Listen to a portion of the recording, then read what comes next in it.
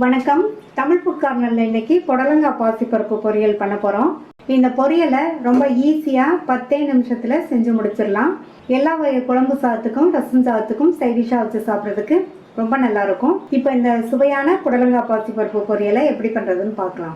1/4 kilo புடலங்காயை wash பண்ணிட்டு உள்ள விதைகள் அதை சுற்றி உள்ள வெள்ளை பகுதியெல்லாம் எடுத்துட்டு கட் பண்ணி வச்சிருக்கேன்.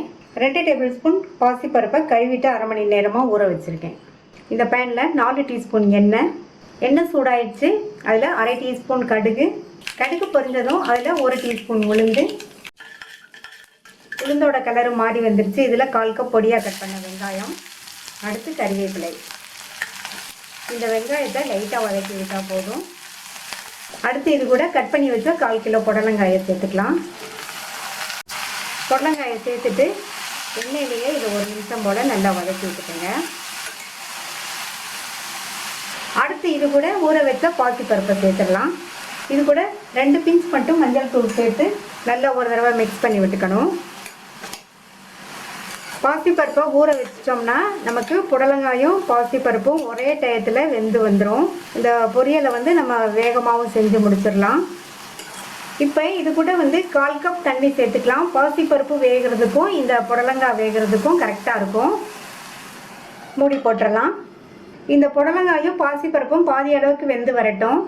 பொரியலில் சேர்க்கறதுக்கு இந்த மிக்ஸி ஜாரில் 2 டேபிள் ஸ்பூன் தேங்காய் துண்டுகள், 2 பச்சை மிளகாய், 1 பூண்டு நீங்கள் விருப்பப்பட்டால் சேர்த்துக்கங்க, இல்லைன்னா ஸ்கிப் பண்ணிடலாம். 1/2 டீஸ்பூன் சீரகம். இதை தண்ணி எதுவும் சேர்க்காம நம்ம கோர்ஸாக அரைச்சிக்கலாம். இப்போ 5 நிமிஷம் ஆச்சு. புடலங்காய் பாதி அளவுக்கு வெந்திருக்கு, பருப்புமே பாதி அளவுக்கு வெந்திருக்கு. இப்போது இதுக்கு தேவையான அளவு உப்பு இப்போ சேர்த்துக்கலாம்.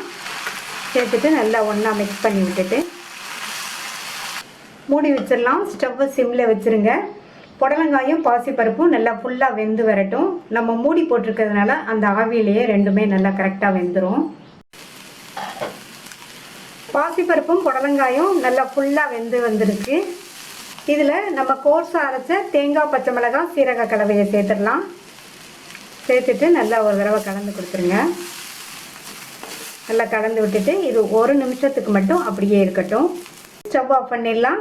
ரொம்ப ஈஸியாக பண்ணக்கூடிய சுவையான புடலங்காய் பாசிப்பருப்பு பொரியல் ரெடி ஆயிடுச்சு.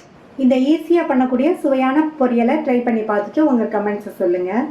இது வரைக்கும் தமிழ் ஃபுட் கார்னர் சேனலை சப்ஸ்கிரைப் பண்ணாதவங்க சப்ஸ்கிரைப் பண்ணிவிட்டு பக்கத்தில் உள்ள பெல் பட்டனை கிளிக் பண்ணிக்கோங்க.